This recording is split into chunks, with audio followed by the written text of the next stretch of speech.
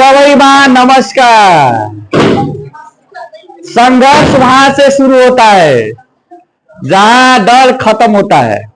आज म तपाईहरुको लागि यो भिडियोमा कक्षा 10 को पाठ 8 को फाइनल अकाउंट को न्यूमेरिकल प्रोग्राम पेज नंबर 142 को 3 नंबर लिएर आएको छु, जसमा हामीले व्यापार खाता र नाफा नोक्सान खाता तयार गर्नु छ।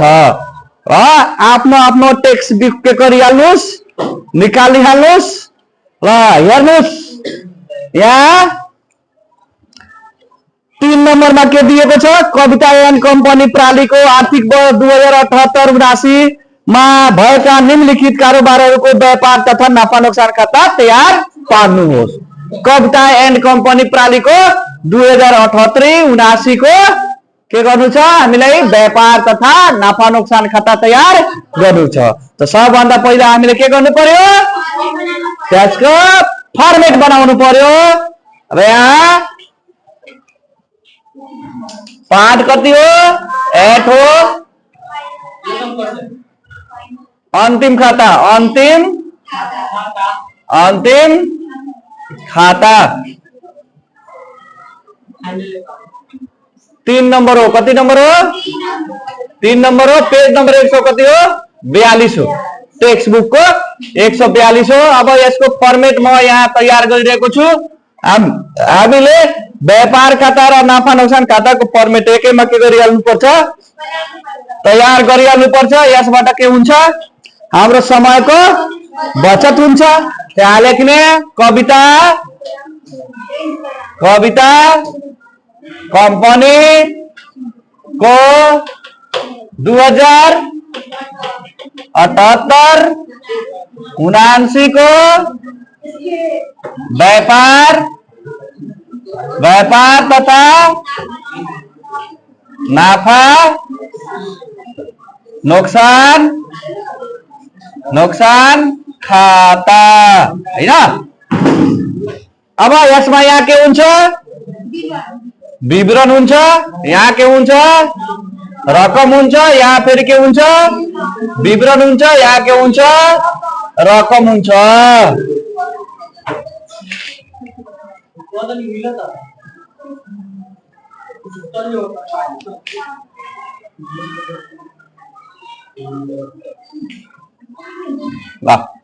अब हाम्रो फर्मेट के भयो, तयार भयो। यहाँ के हुन्छ, डेबिट, यहाँ के हुन्छ, क्रेडिट हुन्छ। अब यहाँ हामीले हेर्नु पर्यो,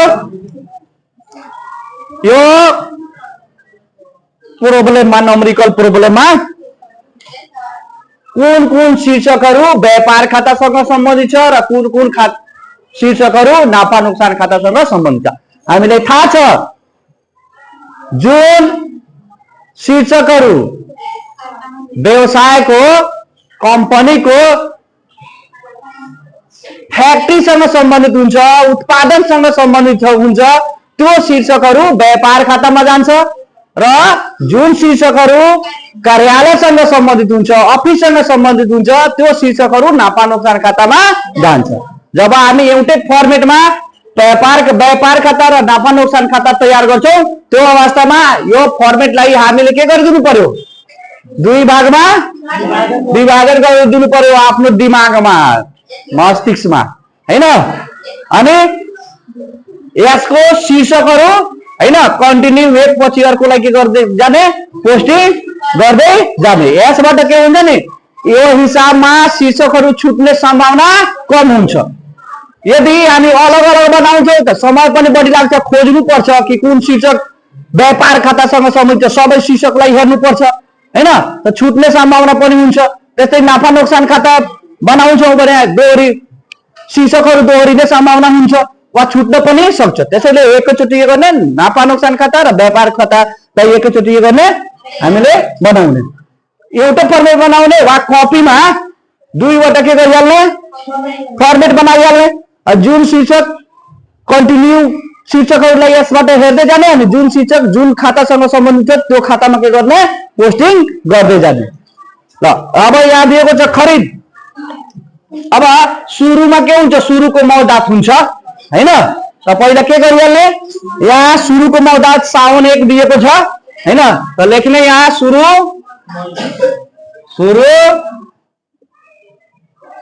मौदात कति हजार दिएको छ 40,000 दिएको छ यहाँ के गर्ने राख्ने अब त्यसपछि दिएको छ खरिद के दिएको छ खरिद फिर्ता दिएको छ दिएको छैन एकैचोटि अमाउन्ट राखिदिने कति हजार छ 1,60,000 दिएको छ 1,60,000 राख्ने त्यसपछि दिएको छ ज्याला के दिएको छ ज्याला दिएको छ ज्याला अब यहाँ थप जानकारीमा पनि शीर्षकहरू दिएको छ हामीले थाहा छ कि थप जानकारीमा जुन शीर्षकहरू दिएको हुन्छ त्यसलाई के गर्नुपर्छ यसमा एडजस्टमेन्ट गर्नुपर्छ संयोजन गर्नुपर्छ र जुन शीर्षकमा दिएको हुन्छ त्यसमा पहिले नै के गरिहाल्ने चिन्ह लगाइहाल्ने कि त्यो शीर्षक आउँछ अनि हाम्रो दिमागमा के आउँछ कि यसको बारेमा थप जानकारी दिएको छ त्यहाँ प्राप्त हुन बाँकी ब्याजमा दिएको छ अनि कमिसनमा दिएको छ ज्यालामा दिएको छैन त्यहाँ ज्याला कति दिएको छ 21,000 त राख्ने यहाँ 21,000 त्यसपछि दिएको छ बिक्री यहाँ आउँछ बिक्री कति हजार दिएको छ यसमा बिक्री फिर्ता दिएको छ बिक्री फिर्ता दिएको छैन यहाँ लेख्ने 2 लाख कति 2,40,000 अनि त्यसपछि दिएको छ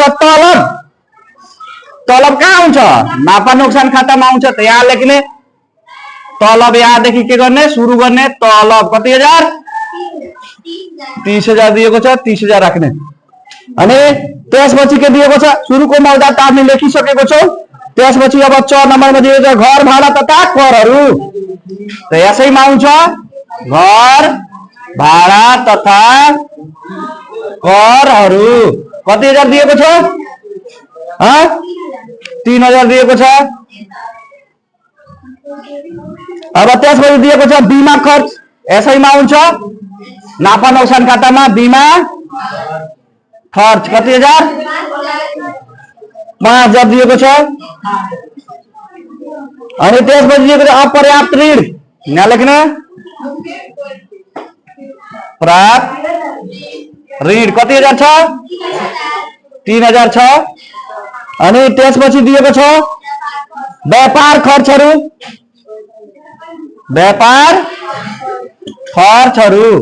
अब हेर्ने अब तपाईहरु लाग्छ कि यो व्यापार खर्च दिएको छ त यसमा कहाँ राख्ने व्यापार खातामा राख्नु हुँदैन कहाँ राख्नु पर्छ व्यापार खर्चहरू कहाँ के अफिसबाट दिने गरिन्छ कार्यालयबाट दिने गरिन्छ त्यसैले त्यसलाई कहाँ राख्नु पर्छ नाफा नोक्सान खातामा राख्नु पर्छ कति हजार दिएको छ 35,000 अब त्यसपछि दिएको छ हरास 6,000 यसैमा आउँछ नाफा नोक्सान खातामा हरास कति हजार 6,000 राख्ने 6,000 त्यसपछि के दिएको छ अन्तिम मौजात दिएको छ ओ कहाँ हुन्छ अन्तिम मौजात व्यापार खाताको क्रेडिट साइडमा हुन्छ अन्तिम मौजात कति हजार दिएको छ 56,000 दिएको छ 56,000 अनि त्यसपछि दिएको छ ब्याज प्राप्त नाफा नोक्सान खातामा आउँछ ब्याज प्राप्त कति हजार 15,000 दिएको छ 15,000 राख्ने त्यसपछि अब यसमा यो ब्याज प्राप्तमा के दिएको छ थप जानकारी दिएको छ त पहिला यहाँ के लेख्ने 15,000 यहाँ राख्ने हैन त्यसपछि के भनेको छ यहाँ प्राप्त हुन बाँकी ब्याज त के गर्नु पर्छ जोड्नु पर्छ हैन यहाँ जोड्ने एड गर्ने एड प्राप्त हुन बाँकी ब्याज कति हजार 1,000 15 एक कति हुन्छ 16,000 हुन्छ ल त 16,000 राख्ने त्यसपछि के दिएको छ हुलाक खर्च कति हजार छ 5,000 राख्ने अनि त्यसपछि के दिएको कमिसन प्राप्त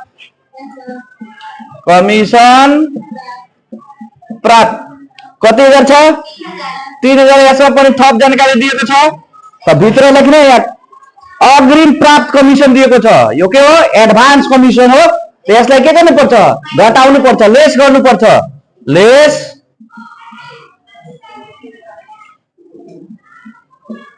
अग्रिम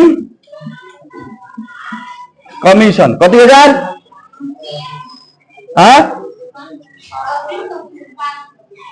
कति दिएको छ 500 कति हजार भयो यहाँ राख्ने कति 2500 राख्ने अनि त्यसपछि दिएको छ बिक्री दस्तुर कति हजार दिएको छ कति हजार 7,000 दिएको छ अब यसमा कुनै शीर्षक छ बाँकी छैन अब के गर्ने जोड्ने पहिला व्यापार खाताको जोड्ने कति हजार भइरहेको छ दुवै साइडको जोड्ने डेबिट साइडको पनि जोड्ने र क्रेडिट साइडको पनि जोड्ने क्याल्कुलेटर छैन तपाईहरुसँग कति हजार 4,21,000 डेबिट साइड गरिरहेको छ आइज 2 लाख यसको त 2,21,000 आउँछ यसको कति आउँछ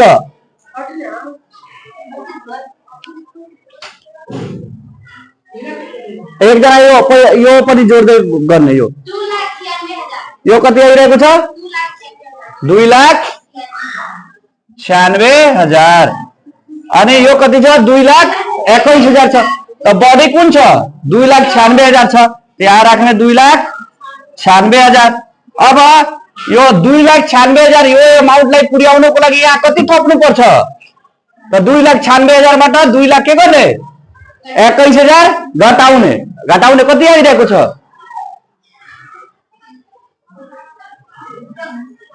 छिटो गर्नु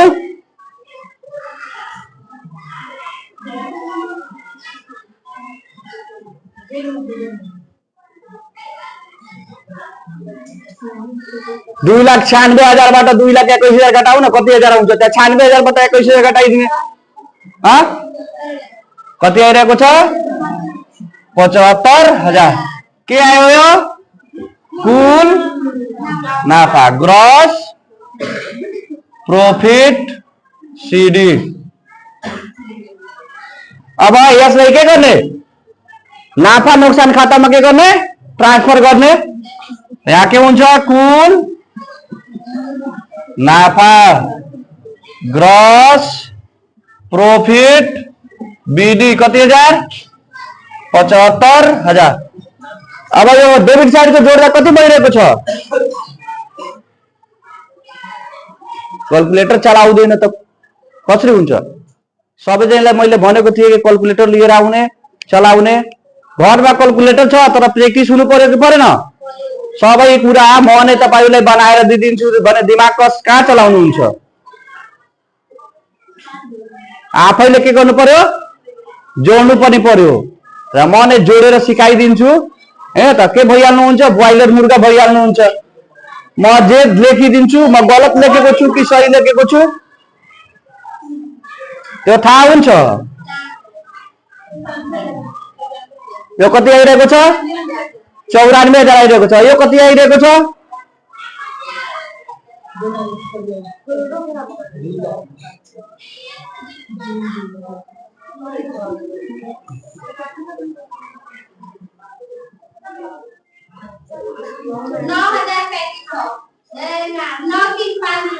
यो कति अनि यो कति आएको थियो आयो 93,500 आइरहेको थियो त बढी कुन छ यो छ यहाँ लेख्ने 94,000 यहाँ पनि कति राख्ने 94,000 राख्ने अब यहाँ के आउँछ खुद नुकसान नेट लॉस सीडी कति आयो 94,000बाट 93,000 कति आएको थियो त घटाउने कति हजार आउँछ 1,500। अब यो कहाँ जान्छ बैलेन्स सिट हामी जब तयार गर्छौं नि 10 लाख त त्यसमा के हुन्छ लेस हुन्छ। अब हामीले एकचोटी यसलाई ससती के गर्नु पर्यो बुझ्नु पर्यो हैन। यसको यो व्यापार खातामा जति पनि फ्याक्ट्रीसँग सम्बन्धित खर्चहरू थियो सबै हामीले कहाँ राख्यो डेबिटमा राख्यो। जति आम्दानी थियो त्यो कहाँ राख्यो क्रेडिटमा राख्यो। अनि डेबिट क्रेडिट साइडको पूरा जोड्यो डेबिट साइडको पूरा जोड्यो। अनि डेबिट साइड भन्दा क्रेडिट साइडको अमाउन्ट के आयो बढी आयो यानी आम्दानी के भयो बढी भयो। हामीले दुवै ठाउँमा के गरिदियो यहाँ पोस्टिङ गरिदियो। अब यो 2,96,000 छ अनि यो 2,21,000 थियो हैन। त 75,000 ले के थियो कम थियो त 75,000 आम्दानी बढी थियो खर्च के थियो कम थियो। त्यसैले हामीले के भयो कुल नाफा यहाँ जुन बैलेन्स आयो त्यो कुल नाफा आयो। अब कुल नाफालाई हामीले के गर्यो यहाँ नाफा नोक्सान खाताको क्रेडिट साइडमा पोस्टिङ गरिदियो हैन। अब नाफा नोक्सान खातामा जति पनि आम्दानीहरू थियो त्यो सबै आम्दानीहरू कहाँ लेख्यो हामी क्रेडिटमा। अनि जति खर्चहरू थियो त्यो सबै कहाँ लेख्यो हामी डेबिटमा लेख्यो हैन। र यसमा जोड्दाखेरि यो खर्च साइड के भयो डेबिट साइड बढी भयो र यो आम्दानी साइड क्रेडिट साइड के भयो कम भयो। त्यसैले हामीले कति नोक्सानी भयो जति बैलेन्स हामीले थप्यो त्यो के भयो नोक्सान भयो हैन। अब यसलाई राम्ररी दुईचोटी तीनचोटी गर्ने के गर्ने सुन्ने र सुनिसकेपछि आफ्नो नोटबुकमा के गर्ने बनाउने फेरि त्योसँग के गर्ने मिलाउने। यसैलाई हुबहु नसार्ने। ल धन्यवाद नमस्कार।